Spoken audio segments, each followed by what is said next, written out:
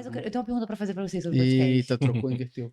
Eu tenho uma pergunta pra vocês. Ela é host agora. Vocês acham que o podcast foi algo incentivado pelo YouTube ou a gente incentivou o público e o YouTube viu que isso ia ser uma boa pra ele? Cara, a gente tava conversando, isso parece que até já tava... Não, tá na pauta. Ontem. A gente tava falando sobre isso ontem, pensando no seguinte, eu tenho podcast, tipo, desde, sei lá, 2007, eu tava na escola ainda, um podcast sobre esporte eletrônico. Eu tinha um podcast num site chamado Teamplay, que era o maior portal de esporte eletrônico da América Latina na época, e eu tinha um podcast que a pessoa tinha que baixar pra poder assistir, e eu tinha lá uns 2.000 plays, 2.000 downloads semanais no podcast que eu tinha. Saiu acho que uns 15, 20 episódios nessa época. Foi uma temporada que eu fiz.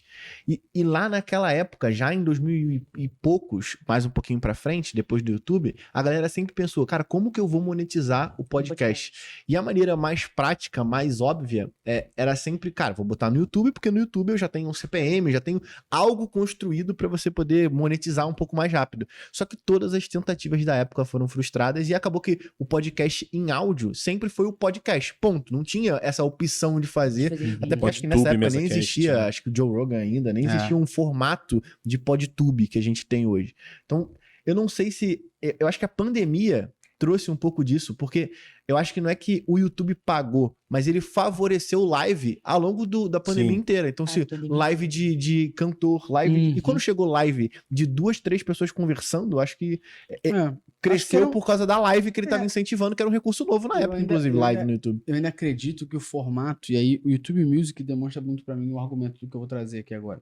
A gente era acostumado a dar play nas playlists do YouTube e não assistir o vídeo, ficar ouvindo e ir pra uma nova guia. Sim, eu faço muito isso. E como é música, e tanto que eles lançaram o YouTube Music pra você fazer exatamente a mesma coisa, vai ser impactado por anúncio.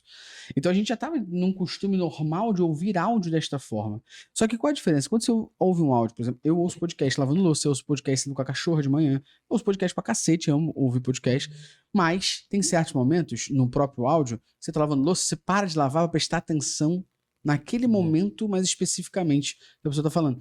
O comportamento no YouTube é a mesma coisa. Quando a pessoa tá falando alguma coisa, você volta pra assistir o que ela tá falando e pra prender atenção nisso. Então, acho que o corte já existia, o próprio algoritmo do YouTube, a própria forma como as pessoas usam o YouTube, já favoreceria e a gente tá fazendo isso aqui. PodTube. O recurso de fazer ao vivo, como é o caso da gente aqui agora, a gente tá percebendo que ele potencializa, principalmente se você quiser fazer ações no ao vivo, eu acho que a gente... Não, ele entrega infinitamente mais, então já vem um hack aí pra galera. Quando a gente faz o ao vivo, a gente tem 10 vezes mais views do que quando a gente só publica o vídeo do podcast. 10 vezes mais views.